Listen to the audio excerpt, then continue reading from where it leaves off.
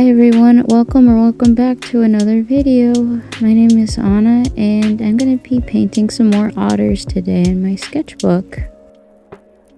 So as you may have already seen, I've painted some otters already in my sketchbook, but I do have several pages in my sketchbook that I drew otters. I've drawn like otters maybe 4 times in my sketchbook or something like that, and I wanted to try painting them again because looking back at the ones I originally painted that are on my channel that you can go check out if you want, I'm not quite satisfied with it. I don't like the yellow that I used. I don't know why I used yellow for the white areas of the fur.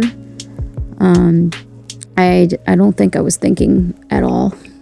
So I decided not to use that this time, and I just kind of left it white. But later on off camera, I did add some blue, and then I kind of muted it so that way it's not just flat out white and it has a little bit of shadows to the white areas of the fur. I also mixed this reddish brown with the dark brown, so that way the otters weren't so orangey looking like they were last time. They looked way too saturated, I guess I could say. And so this time I wanted them to look a little bit more like, you know, natural otter colors, and I wanted to make sure they had more of a darker brown color but still be like warm-ish, if that makes any sense. When I was painting this spread in my sketchbook, I had a few goals that I wanted to achieve. The first one being I wanted to have lots of textures, and doing so I used pencils and oil pastels, and what else? I think I already said colored pencils. I used my Micron liner pen, and I used my Tombow brush pens to achieve what I wanted, and it came out really good and I was proud of it. And my other goal was to make it very colorful and just such a happy spread that I would just be proud of compared to the last one. I want to do better at filling in the sketchbook page and barely leaving any blank areas, and just fill it with color with whatever I have, whether I fill it with butterflies, the spaces, or I fill it with little cute snails or something. Whatever, it could be whatever I want. But I think what I would try to do is probably make it unified and have it be related to the main subjects that random plug-in, but I wanted to mention some good news. I got a commission, and it's a normal person, it's not a bot, and the request is so cute. I hope this is okay to talk about, but as this person wanted me to draw their Shiba dog and turn it into a keychain. I talked about how I've been making Shrinky Dink keychains, and she wanted her Shiba dog to be dressed up in a little cute shark costume, and it's just the cutest idea ever. And so a couple of days ago I did some rough sketches for the person to let them look at the sketches to see which one they liked the best. They ended up liking all of them, and so now I get to have more fun and color them all and just make this person happy. And I try to draw the Shiba as best I can to make it look like their dog. And unfortunately, when I finally got to print it out and try painting it, the colors didn't come out just right. I had to order printable Shrinky Dink paper because I was originally painting them by hand, and when the paper shrinks, the colors kind of change. So I really wanted to make this person happy, and they were just so nice and patient and lovely. They were so understanding. I told them that the paper that I had to order for them to make it the quality nice for them, I ordered it and it should arrive soon. And they said they're happy to wait. And this is the most nicest person that I've ever worked with. I've always heard horror stories. I wouldn't say horror stories.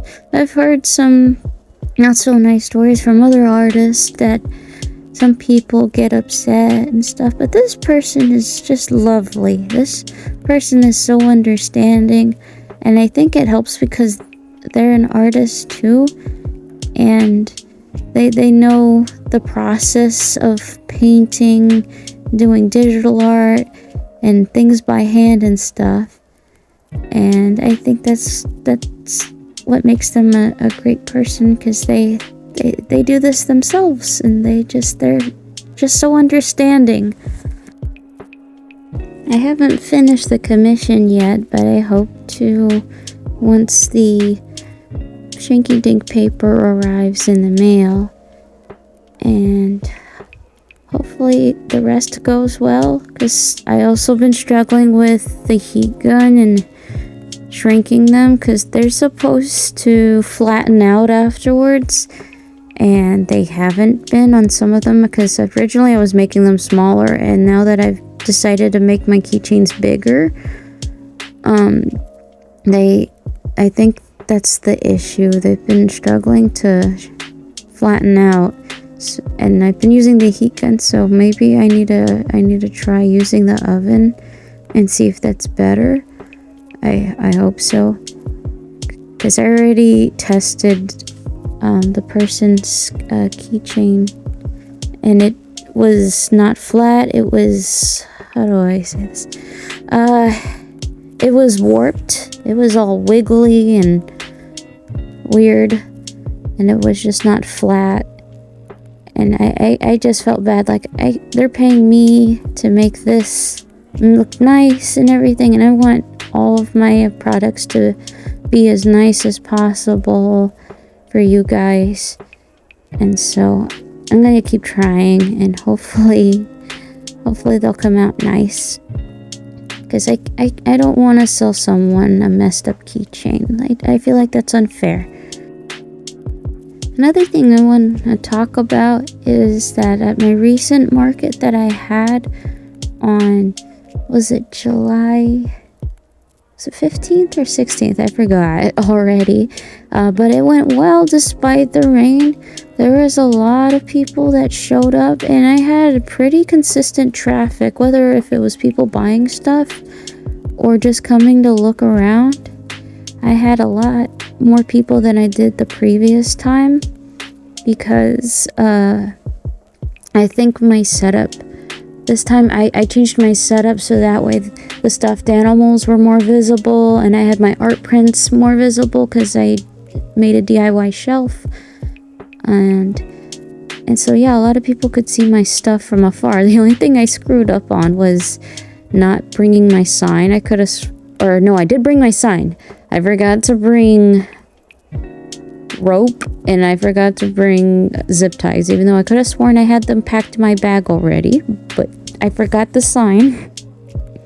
Luckily, people didn't have trouble finding me, and people took business cards, and these were people that I seen from previous markets. That at this place, a lot of families just love to go there during the week after work and stuff, just to chill out and probably tire the kids out, so that way when they go home they can just go to sleep immediately.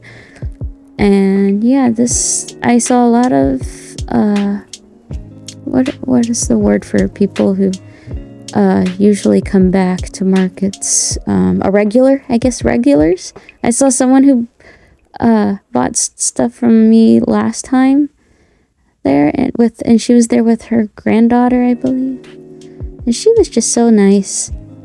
And I had a lot of people buy stuffed animals. I think I sold 6. And I sold 1 dinosaur. I sold, let's see, I sold 3 ducks. I sold 1 mallard and then 2 yellow ducks. And then what else did I sell? I sold 1 pink bird, I think. I feel like I sold more. I could have sworn I sold like 6 stuffed animals total. I could be wrong. I probably did the math wrong in my head. But I sold a lot. That sold the most out of everything. A few people bought stickers. That was probably the second most sold item. And then a few art prints. But none of the larger art prints for some reason. No one has bought any of those. None of my traditional paintings have sold yet. But hopefully they will. Next market that's coming up next week on August 6th. I'll be at this, was it Sip and Stroll or is it the barbecue? Whatever it's called. I'll plug it in here somewhere. And yeah, I profited off this last one a lot more than the other one. I would have profited more if we didn't get hungry and we had to buy some food, unfortunately. My husband didn't realize how expensive it was or how small the portion was of the food until it was too late and he paid for it. But that's okay. Next time I'm going to remember to bring snacks so we don't have to spend so much money on food. Because we're only there for I wouldn't say 5 hours. Well, we get there at 4 to set up our table. And then we start packing around 8:30. Because the thing technically ends at 9. But everyone's already going home around 8 or so because of their kiddos or they have work the next day. But yeah, anyway, I hope that this next market I am making double the profit that I made last time, because it's not my biggest profit yet. The biggest profit I had was one from last year around Christmas time, because everybody is looking for gifts pretty much for their loved ones and friends.